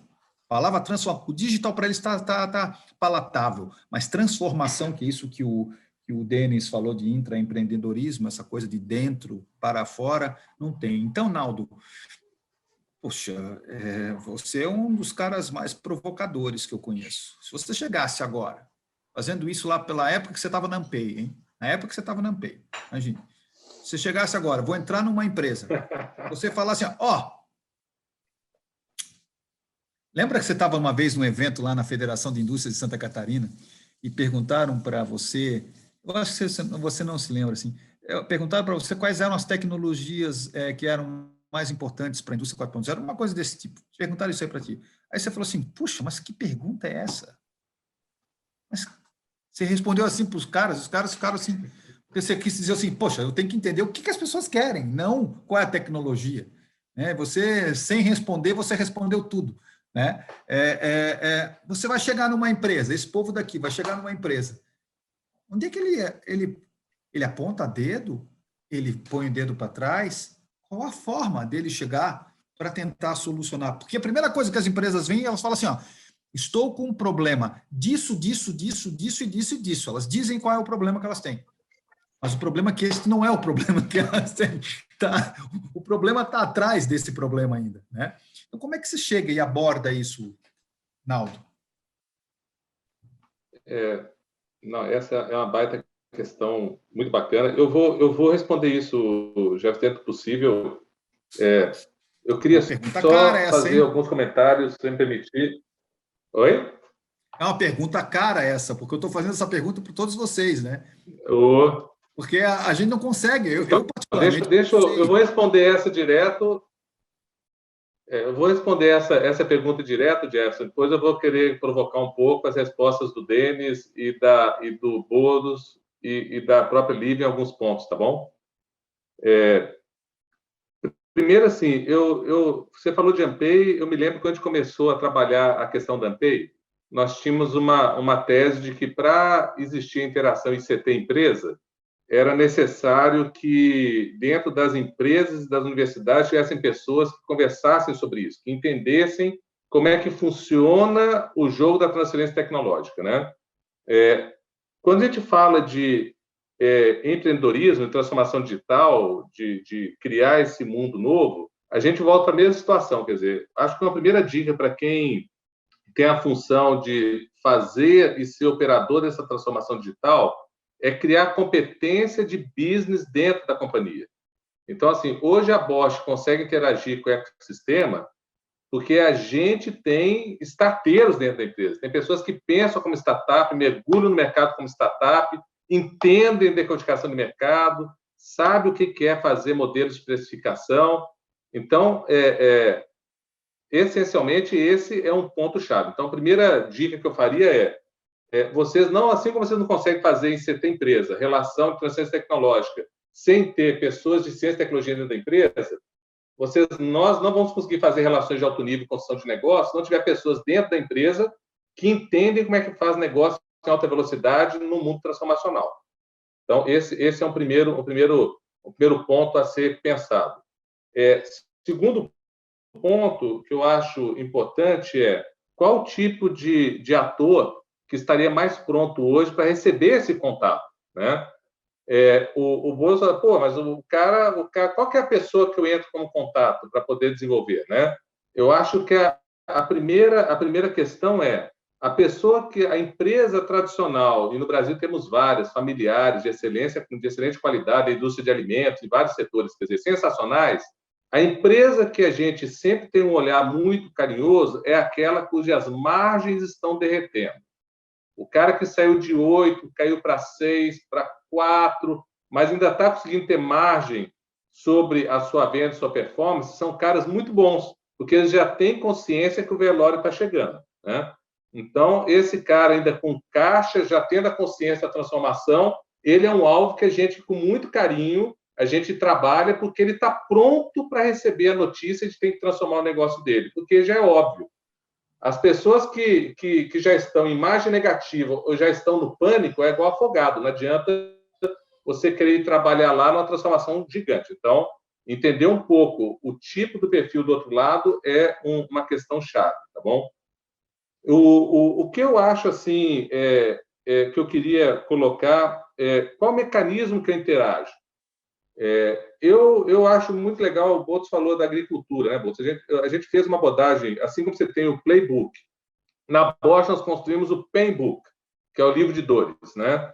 O livro de dores foi construído por um processo etnográfico. Foram 4 meses, eu e mais uma equipe muito bacana, a gente viveu fazenda.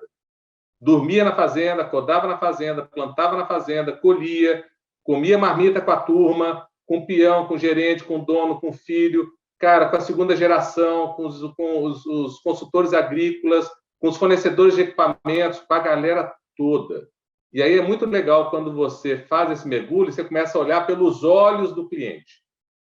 E aí, cara, é impressionante, Botos, como o pessoal é tradicionalista na agricultura, cara. A gente teve experiências muito bacanas de fazer coisas em digital, cara, e os caras emocionados, felizes. Aí, quando a gente levou o protótipo, falou assim, cara, então, vamos implantar? Custa R$1.000. Os caras viravam assim, mas não é de graça, não? Uai, minha fazenda está aqui, pode rodar quando você quiser, não tem que pagar nada disso, não, né? A lógica da agricultura tropical é a lógica da escala. E como eles já operam sobre clima, eles já têm o risco muito iminentemente colocado para eles. Eles só absorvem tecnologia na agricultura se você tiver repetibilidade na agregação de valor. E eles só adotam tecnologia em ciclos anuais, porque a safra é anual. E eles têm 1 mês só que eles tomam decisão que eles vão fazer no outro ano, é em agosto. Se você não vender alguma coisa em agosto, você não vende mais nada na agricultura. Esquece. E você tem um outro jogo que tem grandes operadores de OEM que concentram a principal entrega de valor para a agricultura, junto com semente e adubo. Então, cara, é um jogo onde está todo mundo fechado e, assim, dá a sensação que tem dinheiro para danar, mas sabe aquela mina de diamante que está a 10 mil metros de profundidade, cara, que você tem que fazer um furo gigantesco? Cara, é foda. Então, assim, a gente hoje já sabe, esse painbook nosso, ele opera globalmente, foi construído na América Latina, mas serve como base para toda a estratégia de agricultura do grupo Bosch. Ele é muito claro no sentido de como se manifestam as dores, como toca os atores e como é que são as rotas de acesso ao dinheiro novo. Inclusive falando sobre quais margens que o agricultor topa pagar, porque tem regra para isso. Eles te falam quanto eles vão querer te pagar, cara. E tem jogo para isso. O ciclo de aprovação da tecnologia na agricultura é de 3 a 5 anos. Antes de 3 a 5 anos, você não escala. Então, é um jogo muito interessante. E eu queria só trazer esse olhar de que, gente, vocês querem mergulhar numa área, tem um olhar de grupo que vive mercado. Etnográfico, igual o estateiro mergulha no mercado. Ele vive do lado do cliente dele antes de criar o produto. Ele não cria o produto e depois fala para o cara como ele quer usar, né? E aí eu queria fazer 2 abordagens rápidas, uma que o Denis provocou, eu gostei da provocação dele, que é sobre as ferramentas que eu posso usar. Ele citou uma que foi muito bacana, que é o Inside Out. O Inside Out é de dentro para fora, a inovação e o empreendedorismo de dentro para fora. Essa é a estratégia que a gente usa na Bosch, porque o nosso desafio é transformacional. Então, a gente tem que construir um novo negócio. Cara, eu concordo com o Denis, isso é um papel nosso. Não tem como você delegar a terceiros isso, cara, porque não dá. Né? Até porque, cara, você tem que entender todas as capacidades críticas, os RBVs da companhia, conseguir organizar isso de forma positiva, trazer os presidentes, abrir os espaços, cara. É um trabalho que é para a turma de casa. Cara de fora não apita nisso, cara, honestamente falando. E mesmo os de dentro apanha igual cachorro perdido. A gente fica todo roxo nesse processo, não tem problema, estamos em casa. Agora eu tenho o outside in. O outside in na nossa experiência, ele é muito bom para negócio onde eu tenho uma plataforma desenhada, constituída, e ela é uma base para vários negócios tracionarem a partir dessa plataforma. Então, a Vivo, cara, é isso. Eu tenho uma puta plataforma ferrada. Cara, vem cá me puxar demanda. Estou aqui, mete o pau. O Watson da IBM também está aqui, toca o pau, cara, vamos puxar. Sensacional o Outside In. Se vocês, no grupo de vocês, já tem uma plataforma bombada, que está pronta, que é plural, é flexível e pode tracionar, faz um Outside In. Porra, vamos trazer startup para puxar. É uma boa estratégia. Se eu tenho um movimento onde eu sou uma empresa e eu estou querendo resolver problemas de baixa complexidade com desafios tecnológicos, também é uma boa estratégia. Outside In só tem que pegar empresas mais maturas, senão não funciona. Startup de raiz, na fase de seed, só quer duas coisas, brand e dinheiro. Brand e dinheiro, quer colar o selo da empresa que financiou, que está fazendo coisas, e dinheiro porque ele está na rota de evaluation. Ele quer pegar o próximo round de investimento. E você conversar com esses caras é roubada. Então, assim, na nossa companhia a gente conversa. E foi legal que, como eu tenho um monte de estateiro real, já mataram 2, 3, 4, 5 negócios, os caras já sentem o cheiro do que o cara onde ele quer chegar rapidinho, cara. Então, é fast feio na veia. O último ponto, Jéssica, que eu queria trazer é a gente não esquecer que no mundo digital não tem fronteira. Os países não protegem. Então, assim, eu adorei a Vivo querendo ir para pagamento em digital. Eu adorei a tese de a gente ir para a agricultura e cuidar de transações, por exemplo, a própria Tesla querer ir para o jogo do games, né? Vai ser sensacional, porque eles vão trombar com um chinês chamado Tencent, que é dono do WeChat com 2 bilhões de usuários, margem bruta, margem de EBIT 17,7, né?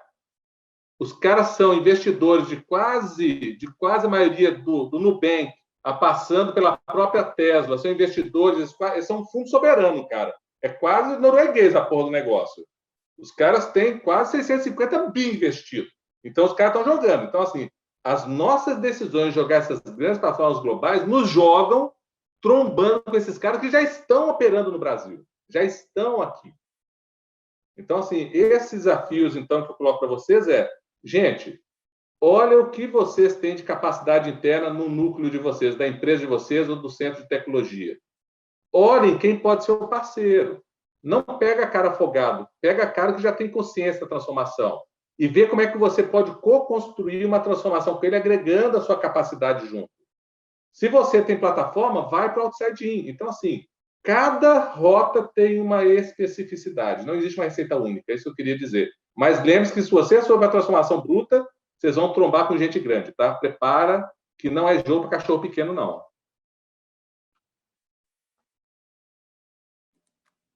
Bom, bem direto. Foi bem direto. Bom, Naldo, e daí você provocou o Denis, né, Denis? Para entrar nessa conversa. Só um pouco, não. Eu entendo o ponto do Naldo. É que aí talvez seja uma questão mais conceitual, que para mim isso é inovação aberta. Quando eu falo que eu não sou cético com outside in innovation, é do conceito. O que é inovação? Inovação é um processo de transformação. Ninguém te transforma para você se transforma, ainda que você use alavancas externas, né? Então, acho que é mais um ponto de um olhar de entendimento. Mas eu queria pegar um pouco aqui nesse ponto que a gente estava falando. Eu tive um privilégio, cara, eu já ajudei mais de 2 dezenas de empresas a entrar nesse jogo da inovação, né? E eu converso muito com conselhos e tudo mais, e um pouco na linha do que você tinha perguntado, Jefferson, aquela pergunta que eu coloquei na minha primeira participação, ela é a primeira pergunta que eu faço quando eu converso com um executivo ou com um conselheiro, independente do tamanho da empresa, né? Só que eu gosto de formular ela de uma maneira um pouco diferente, né? Porque a gente tem que partir. Eu gosto muito de uma frase do Deming, do cara lá da qualidade, né? Que ele fala que a mudança não é necessária, a sobrevivência é opcional. Então, eu gosto de começar perguntando, cara, se a sua empresa acabasse hoje, quem é que ia sentir falta dela e por quê? Porque essa é a maneira de você pensar em que você é único. E aí, uma vez que você começa a abrir a caixa da tua empresa e falar, cara, isso é que me faz único, essa é a razão pela qual, não o que eu vendo, mas pelo qual o cliente me paga, porque o cliente não te paga pelo que você vende, o cliente te paga pelo problema que você resolve para o cliente. Aí, uma vez que você responde isso, aí você pode começar a trazer a transformação digital para a mesa e falar, beleza, olha ao redor, o mundo está passando pela maior transformação dos últimos 120 anos. Como é que essa transformação nos hábitos de consumo, no acesso à tecnologia, nos regimes econômicos, como é que essa transformação muda a maneira como essa sua pergunta é respondida? Como a tua empresa entrega e cria valor? E aí, a partir disso, você cria uma agenda de inovação. Então, a minha agenda de inovação para a transformação digital é aquela que olha para a razão da minha empresa existir, para o problema único que eu resolvo, e pela maneira como essa resposta é dada com as novas tecnologias, com as novas maneiras de relacionamento com o consumidor, a nova maneira como eu me relaciono com os stakeholders, com a minha cadeia de fornecedores. Então, essa é a agenda de inovação e essa é uma agenda que é top-down. Inovação, ela é bottom-up. A gente fala muito no empreendedorismo porque ela é bottom-up, mas a inovação só vai conseguir ser bottom-up se ela primeiro for top-down. Ela é uma agenda, ainda mais a inovação transformacional, ela é uma agenda da autoliderança. Sem isso, não tem jogo. E aí, o segundo ponto que eu sempre coloco também nessas conversas é que eu gosto muito do ponto que a Lívia colocou, né? A gente de inovação, a gente adora falar isso, né? Cara, o objetivo da minha área é desaparecer. Mas a gente sabe que, no fundo, isso é uma mentira, né? Porque o mundo vai continuar mudando e vai continuar existindo a necessidade de alguém dentro da empresa para falar que o rei é só um mortal, né? Fala, cara, o mundo está mudando, você tem que continuar mudando também. Porque a inovação, no final das contas, a gente tem que entender ela como uma prática empresarial. Quer dizer, uma empresa ela tem a área contábil dela, ela tem a área de suprimentos, ela tem a área de jurídica. A área de inovação é uma prática empresarial no sentido de que ela tem ferramentas, ela tem processo, ela tem métrica, ela tem modelo de governança. Então, você tem que criar essa máquina de inovação dentro da empresa. A empresa ela não pode achar que a inovação vai cair por gravidade.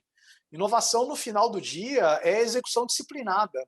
E se você não tem alguém na empresa com esse mandato dado pela alta liderança de fazer acontecer essa inovação transformacional, isso não vai rolar.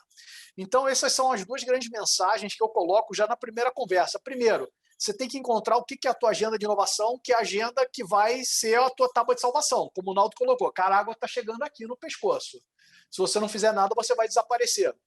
E você não vai conseguir mudar o cenário numa agenda incremental. Eu gosto muito do Schumpeter, já falei dele aqui antes, né? O Schumpeter tinha uma outra frase que eu adoro, que é: não se chega ao novo por sucessivos incrementos do velho. Então, a gente tem que, de cima para baixo, encontrar o que é essa próxima agenda de transformação. E a segunda mensagem é: você tem que criar uma máquina. A inovação ela é uma máquina que opera dentro da tua empresa. Ela não se confunde com o desenho organizacional que você tem, ela não se confunde com os teus processos de rotina. Ela é uma rotina transformadora de rotinas. Então, criar essa máquina também é absolutamente essencial para a empresa, independente de ser pequeno ou grande, né? Isso tem que estar disciplinado dentro da empresa, senão não vai acontecer ao acaso. Agora, o Jefferson, a pergunta que vem é assim, a mudança ela vem pela dor ou pelo amor, né? Tipo, essa transformação digital ela vai vir porque o cara tá afogado e tá sentindo a dor e fala, agora eu vou ter que mexer porque senão eu morro, ou vem vir pelo amor dizendo, cara, ou eu faço isso a longo prazo, faço uma estratégia bem pensada agora, mesmo em situação confortável onde eu tenho grana para fazer esse tipo de... tenho condições de fazer essa transformação, sim ou não, né? É uma boa...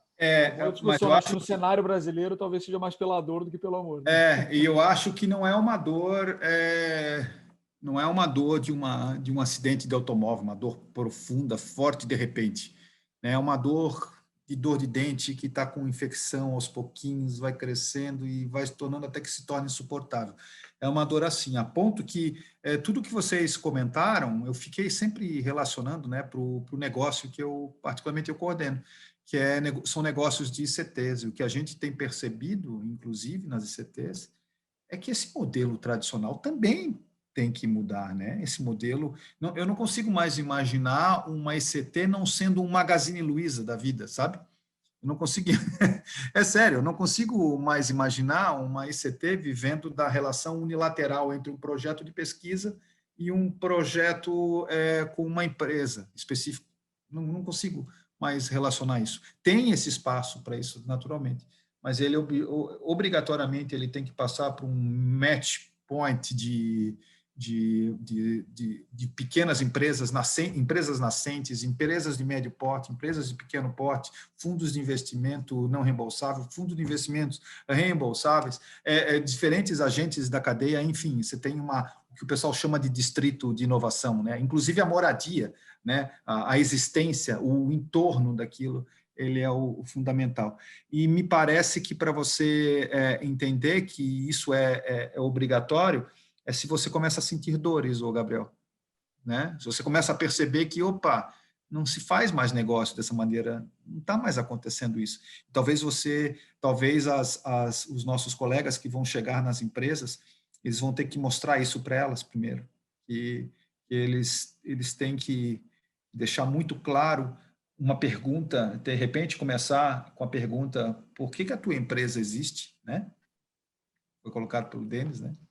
E você compreende que você tem que mudar por si só, né? E a gente fez um trabalho com o Senai, no projeto do Rota 2030, em que a gente já avaliou mais de 1.000 empresas, só do setor automotivo, e a gente percebeu claramente que as empresas que estão tendo alguma chance de lograr sucesso, são empresas que têm uma nota de maturidade que vai de uma escala de 0 a 5 maior do que 2,8. O que quer dizer esse 2,8? Elas têm governança definida para isso. O comando percebeu que é fundamental entrar nesse jogo. Eles medem muito, gostam de medir. Então, não adianta, você não vai fazer nada se você não medir. Eles são organizados, eles têm políticas organizacionais, se eles vão aplicar Lean, se eles aplicam, o que eles fazem? Eles têm políticas organizacionais muito bem definidas. E, Lívia, eles têm um grupo que trabalha gestão da inovação.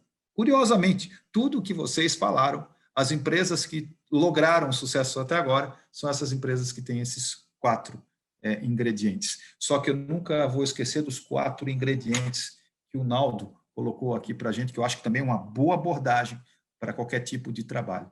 Vou passar para vocês as últimas palavras, e as últimas palavras é o seguinte: sempre pensando que o pessoal que está assistindo vocês não está assistindo só a um encontro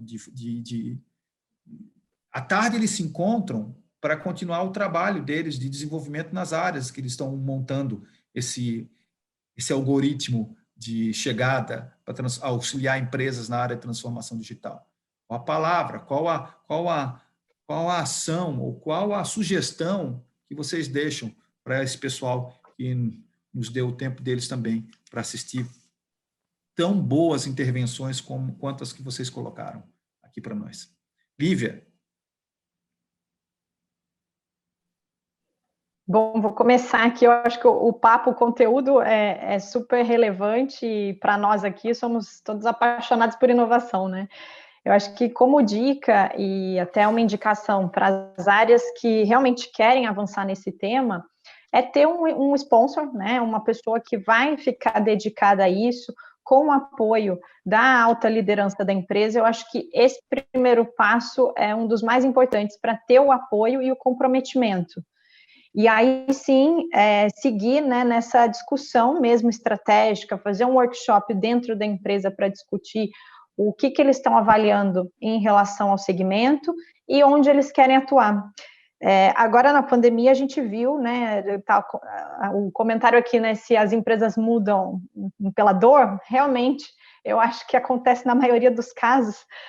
Muitas empresas a gente viu, né, que na pandemia não estavam totalmente preparadas para mudar para o digital, para continuar suas vendas através de plataformas, e-commerce, ou a força de vendas, até o trabalho remoto, né? E todas tiveram que se adaptar muito rapidamente, né? Foram forçadas a isso. Então, eu acho que esse é um ponto importante, até pensando para o futuro, que as empresas têm que ter uma agenda para já irem se preparando, porque aquelas que já estão preparadas, elas surfam essa onda muito melhor, né? A gente está vendo aí o Mercado Livre, Magalu, Via Varejo. A Via Varejo estava mais atrasada, agora está entrando nessa mesma onda, que outras já estavam. Então, são movimentos que a gente observa no mercado e que a gente pode fazer um paralelo, independente do tamanho da empresa. se nós estamos preparados para isso, né? Ou como a gente se prepara. Acho que a questão de dados é super interessante. Nós temos um data lake, uma análise de dados dos nossos clientes, porque dado é tudo hoje em dia, né? Então, de que forma que a gente se prepara para ter uma organização de dados que depois eu posso colocar N plataformas, algoritmos para analisar esses dados.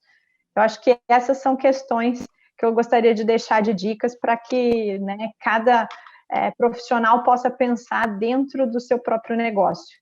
E faço um convite também, o Aira como hub de inovação, a gente está sempre aberto para troca de experiências, troca de startups que a gente conhece, cases, para tentar gerar negócios para esse ecossistema empreendedor. Obrigada.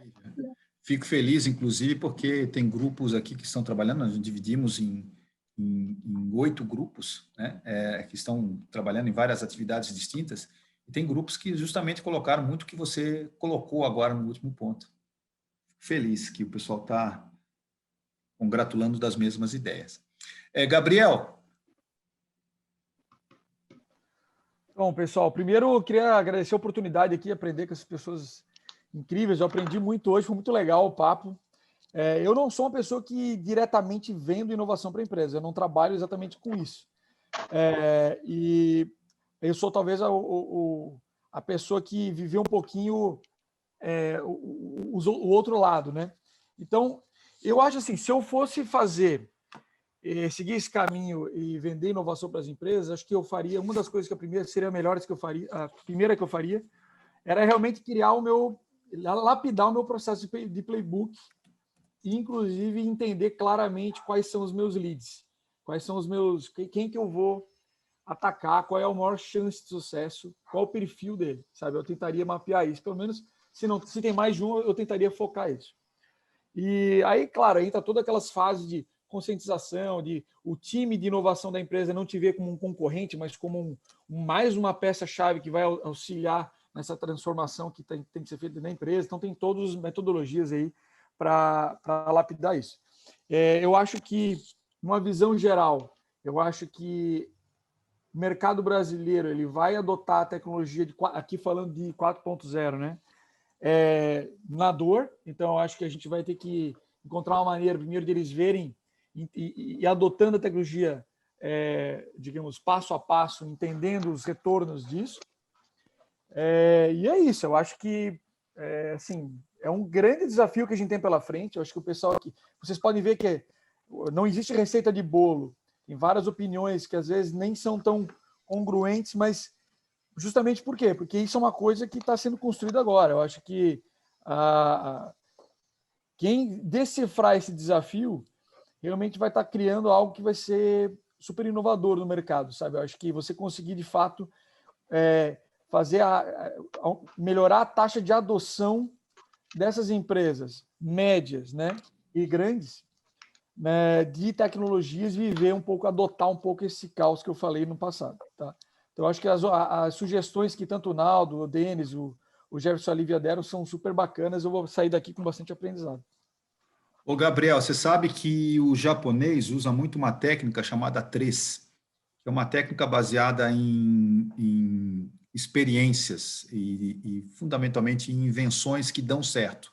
Então, em vez deles eles projetarem maturidade de empresas e verificarem como é que as empresas estão preparadas para seguir em frente, eles olham quais são os exemplos, estatisticamente falando, tecnológicos que funcionam, e eles empurram essas boas experiências para o dia a dia das corporações.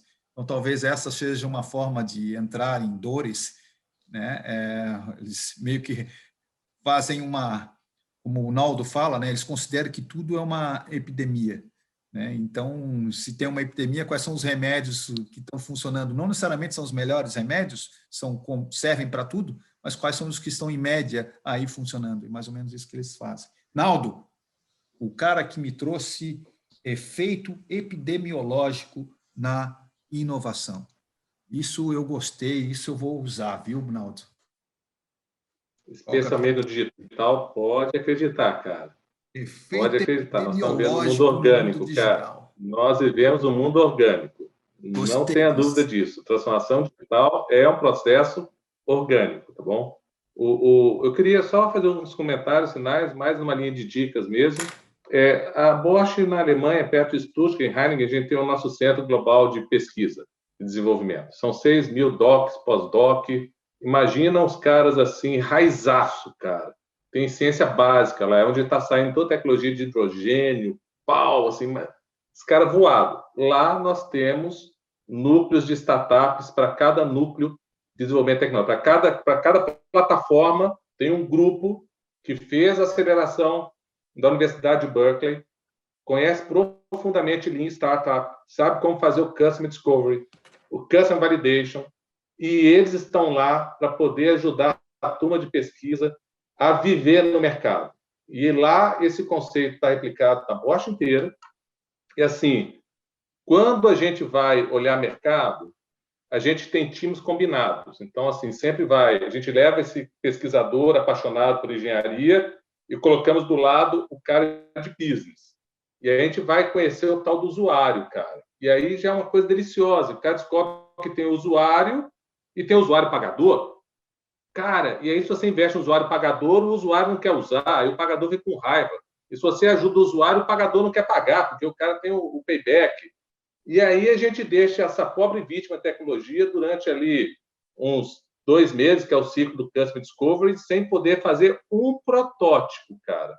Só entendendo como é que ele vai gerar dinheiro para esse pessoal que ele almeja vender algo. E aí o cara ganha meses de desenvolvimento, salva um monte de dinheiro, porque ele mata um monte de coisa, pivota um monte de conceito, e quando ele vai, já tem um cara que é apaixonado por ele. Então, Customer Discovery é uma fase importantíssima do Lean Startup, a gente usa a metodologia de Berkeley, e aí, na sequência, a gente vai para o Customer Validation. Aí sim, vamos prototipar, mock-up, não protótipo da solução, mas mock-up e protótipo de todos os elementos do Canvas.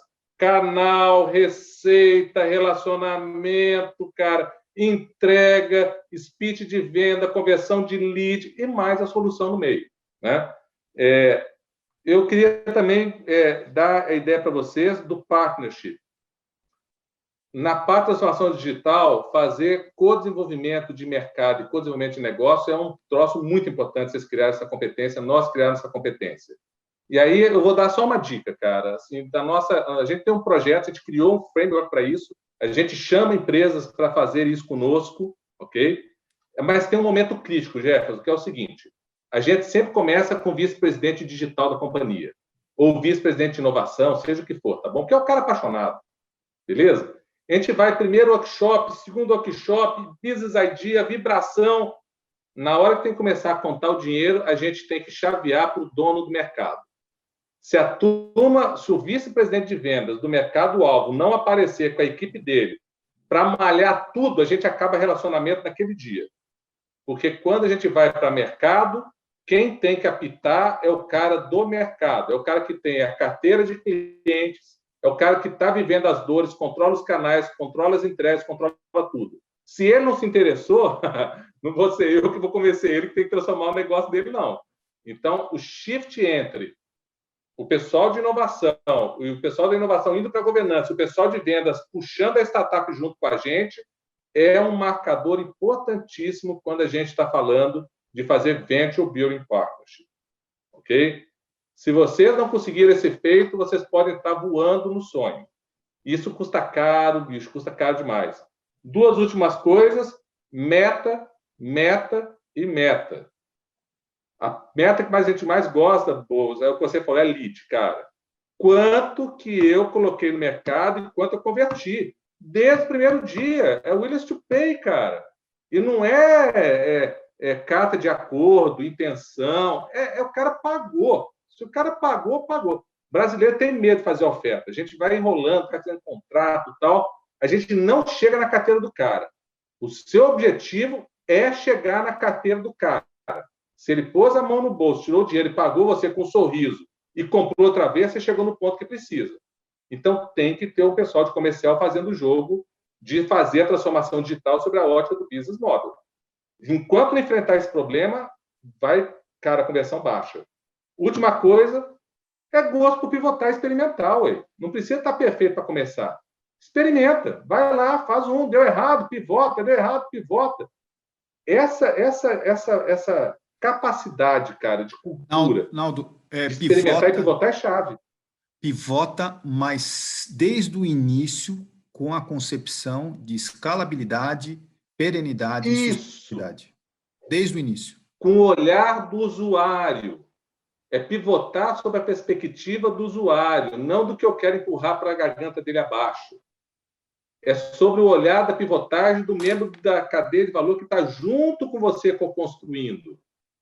E é experimento pivotagem. Isso em altíssima velocidade, cara. Em altíssima velocidade. Então, fica essas dicas para vocês. Eu adorei a experiência de estar de novo com os amigos aqui, que há tanto tempo eu não via, e conhecer novos amigos, Gabriel, Lívia. O Denis já é velha guarda, já conheço ele há muito tempo já, não quer sacanear, o Jefferson mais ainda. Fora o pessoal que está aqui no chat. Então, assim, gente, sucesso para vocês nesse empreendimento aí de business model, também business development, na verdade, né? Denis, pô, eu tô te sacaneando, né, Denis? Desde o início ao final da rodada... Pois é. Mas é que eu acho tão importante... É que eu acho tão importante a visão de uma empresa do porte, de uma empresa do porte, a sua, comentando esse percurso todo. Por isso que eu deixei propositalmente sempre no complemento. Eu sempre peguei da pequena, mexendo, uma grande, e a consultoria vendo de longe, né? De longe, mas de perto, né? Eu queria fechar, assim, acho que as dicas aqui de abordagem, de execução, acho que estão muito, muito boas, eu assinaria todas elas, né? Mas eu queria pegar um pouco para fechar aqui na questão da motivação, né? Que vai ser, no fundo, o pitch que vai ajudar essa turma a convencer a empresa de, cara, vamos inovar, vamos entrar nessa jornada. E aí a Lívia mencionou aqui a pandemia, né? Eu lembro há um ano atrás, quando estava começando a pandemia, e eu acompanho muito a literatura econômica, e se discutia como é que ia ser o perfil da recuperação econômica, né? Se ia ser em V, se ia ser em U, se ia ser em W, se ia ser em L. E a gente está vendo um perfil de recuperação econômica muito peculiar, que é a recuperação em K. A gente está vendo a boca do jacaré abrir, a grande divergência. As empresas que se transformaram vão surfar, as que não se transformaram vão desaparecer. O processo é impiedoso, tá? A história mostra isso para a gente. Das empresas que eram as grandes há 50 anos atrás, só 20% está aí hoje, né? Esse é um ponto muito importante. A gente, como empresa, e de todas as empresas, todos os setores, a gente está vendo o desafio existencial das últimas 3, 4 gerações. Não se viu coisa parecida. Ninguém tem na memória organizacional um momento de transformação tão profunda. E a gente está vendo isso acontecendo agora, acontecendo rápido. Mas o reverso disso, que é a mensagem assim, do não só pela dor, quando a gente olha o mar de oportunidade que a gente tem num país como o Brasil, não é só porque o Brasil é grande, tem uma economia grande, tem muita gente, não é só isso. Tem uma lente especial a olhar nesse momento de transformação digital. Sempre que a gente tem uma revolução industrial, a característica principal é a queda das barreiras de entrada. O que isso significa? O Brasil tem uma janela de oportunidade única de criar o modo 2 sem precisar ficar reformando o modo 1. Para pegar um exemplo muito simples, quem vai se beneficiar mais, por exemplo, do transporte autônomo nas cidades? Vai ser Berlim, que tem dezenas de milhares de quilômetros de metrô, ou vai ser São Paulo, que não tem quase nada? É São Paulo. Quem vai se beneficiar da telemedicina? É a Inglaterra, que tem o sistema de saúde público super robusto, ou é o Brasil? É o Brasil. Então, a gente está vivendo uma mudança completa na base do funcionamento da economia e da sociedade. O Brasil tem, eu tenho chamado isso de tese de investimento do Brasil, a gente tem uma tese de investimento de construir o modo 2 from scratch. A gente não tem que se preocupar em ficar reformando e cuidando da infraestrutura que a gente não tem. Então, isso, quando a gente vai conversar, principalmente com as pequenas e as médias empresas, cara, olha para o tanto de necessidade que a gente tem aí, e não são poucas no Brasil, e que podem ser resolvidas de uma maneira escalável e completamente nova, sem precisar da infraestrutura que a gente achava que precisava, porque a tecnologia digital habilita a gente a resolver. Então, esse para mim é quando a gente discute a agenda de inovação dessas empresas, esse é um tema que eu gosto de colocar. Fala, cara, o que a gente consegue fazer com tecnologia digital para transformar o país? Porque eu te garanto que tem excelentes oportunidades de negócio aí. Obrigado, Denis. Então, só para sintetizar, Denis traz a motivação baseado tanto na dor quanto no mar de oportunidades. Só para você ter uma ideia, Denis, curiosamente, você deu um excelente exemplo, o Reino Unido tem procurado a FAPESP diretamente para montar um consórcio, eu estou ajudando a montar esse consórcio, para transbordamento de empresas do setor aeronáutico para o setor de hospitais. Porque o setor aeronáutico controla temperatura, pressão e volume. Classicamente, você precisa exatamente dessas características, muitas vezes, em ambientes hospitalares. Só que veio deles, não veio de fora. Não veio da gente, veio deles, hein? Eles estão percebendo que aqui tem uma indústria aeronáutica. Então, prestar atenção nesse mar de oportunidades. A Lívia traz uma coisa fundamental, que é você precisa de um sponsor. Você precisa, se você quiser fazer alguma coisa com essas empresas, ter a gestão com a autoliderança muito bem definida e, sobretudo, construir uma agenda de futuro com essa empresa. O Naldo traz essa agenda de futuro, comentando justamente a necessidade de descobrimento do parceiro, descobrimento dessa empresa, né? Usando várias técnicas, desde DT, passando por canvas mais aplicados, e isso vai ser fundamental, e volto a dizer que, se você quiser trabalhar com TD, você tem que saber de técnicas de gestão da inovação, porque senão não serve para nada, diga-se de passagem, né? Cria a necessidade de cooperações relacionadas no momento da concepção, tanto com o pessoal da inovação quanto com o pessoal de mercado, os dois juntos trabalhando, principalmente o pessoal de mercado trabalhando no funil, para saber se go ou não go para esse processo acontecer. Estabelece que meta é fundamental e experimentação escalável, perene e sustentável dentro para você testar coisas, testar mecanismos. E o Gabriel, que vive a dor da empresa que é atendida, né? Porque é uma empresa, né? Ele coloca claramente que é fundamental que sejam mostrados os retornos para a empresa. Vocês têm que mostrar os retornos. Vocês têm que dizer muito claramente, olha, se a gente fizer esse trabalho, a gente vai ter esse retorno aqui. É muito importante. Muito obrigado, pessoal. Bom, pessoal, obrigado. Então, eu queria agradecer a participação. Foi delicioso aqui, tomando notas. Muito bom ouvir todos vocês. Foi um super aprendizado. Antes da gente encerrar aqui e lembrar as pessoas que estão participando aí que hoje à tarde, às 14 horas, a gente tem a nossa sessão da tarde, né?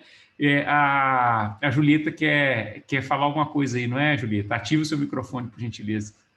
Bom, primeiro eu queria agradecer a participação dos quatro convidados, foi realmente excelente. Eu acho que essa oficina, ela fecha realmente o ciclo que a gente fez, né? Ela fez um ciclo que, para chegar hoje, realmente, da gente falar de transformação digital de negócios, né?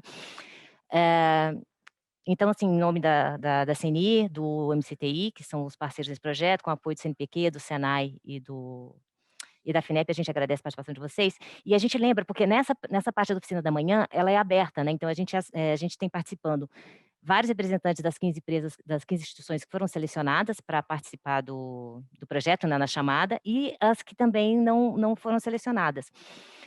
Então, a próxima oficina, que a gente tem a quinta, ela já não vai ser mais aberta, né? Ela vai ser o dia inteiro para que a gente trabalhe com as 15 instituições selecionadas, né? Então, a gente não vai ter mais essa fase, essa primeira parte de debates, né? Só para lembrar para o pessoal isso, né? Que o pessoal não achar estranho que não foi convidado para a próxima.